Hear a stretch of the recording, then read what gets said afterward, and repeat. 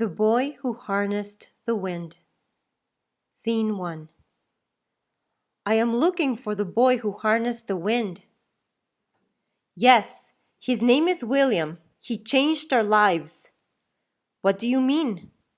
Well, before William built his windmill, we used to go to bed very early. At nightfall, we would hurry to bed. We had no choice. Yes, that's true. In the darkness, we couldn't work. We couldn't play. All we could do was sleep. But for William, it was different. In the dark, he dreamed of building things and taking them apart, like the trucks with bottle cap wheels parked under his bed, and the pieces of radio that he'd crack open and wonder, if I can hear the music, then where is the band?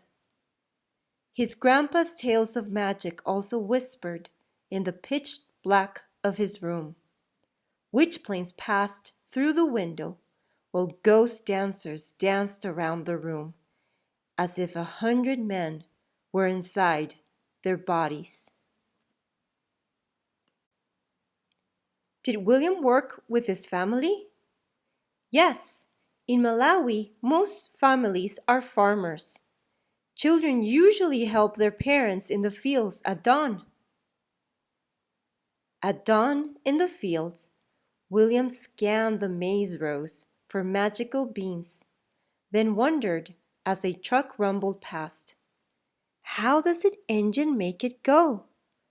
Pay attention to where you throw that hoe, his mother shouted. You'll cut off your foot. When did the drought start? It started in 2001. It stopped raining. For all its power over dancers and flying things, magic could not bring the rain. Without water, the sun rose angry each morning and scorched the fields, turning the maize into dust. Without food, Malawi began to starve. What did William's family do without food? Soon, William's mother gathered the children and said, "From now on, we eat only 1 meal per day. Make it last." In the evenings, they sat around the lantern and ate their handful, watching 100 people pass like spirits along the roads. How did William's family earn money without rain? They didn't. They had no money. Money also disappeared with the rain. "Pepani," his mother said, "I am sorry. You will have to drop out of school." Now William stood on the road and watched the lucky students pass, alone with the monster in his belly and the lump in his throat. For weeks he sulked under the mango tree until he remembered the library down the road, a gift from the Americans. "Are you William's mother?" "Yes, I am." What did William do to solve the problem?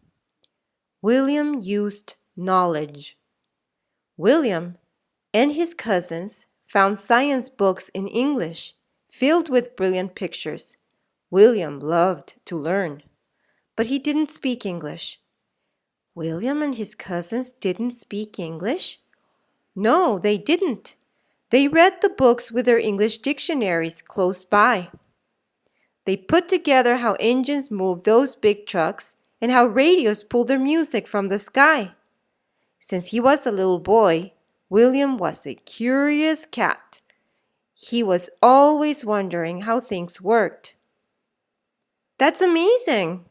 What gave William the idea to build a windmill? In his science books, the greatest picture of all was a machine taller than the tallest tree with blades like a fan.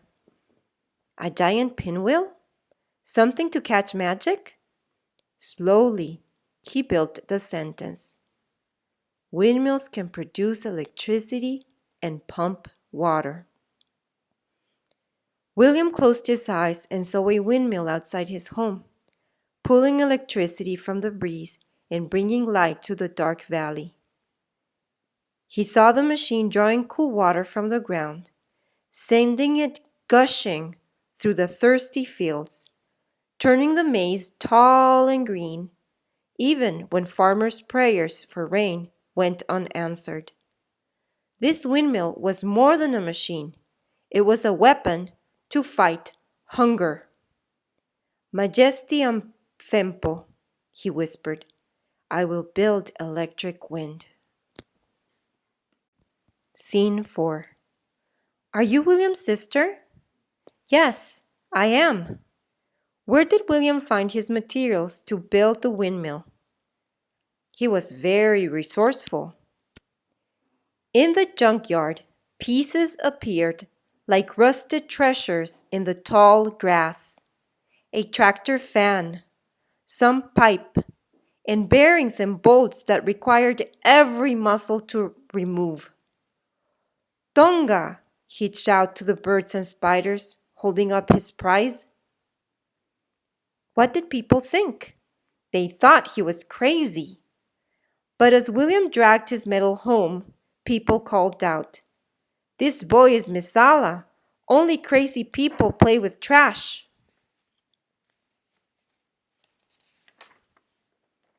How did William build a windmill?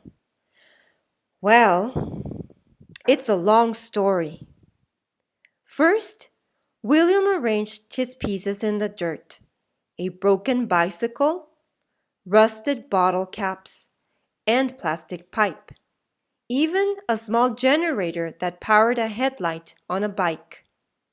Then, for 3 days, he bolted, banged, and tinkered while chickens quacked and dogs barked, and neighbors shook their heads, saying, What's Misala doing now? Scene 5. Who helped William? Young people, like his cousins, friends, and sisters.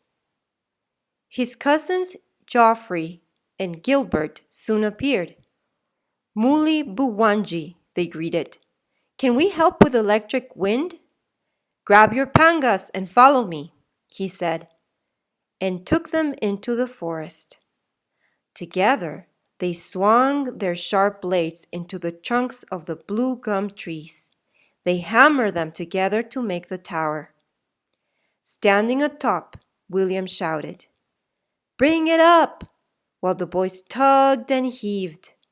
A crowd gathered below and gazed at this strange machine that now leaned and wobbled like a clumsy giraffe. Some giggled, others teased, but William waited for the wind. Like always, it came. First a breeze, then a gusting gale.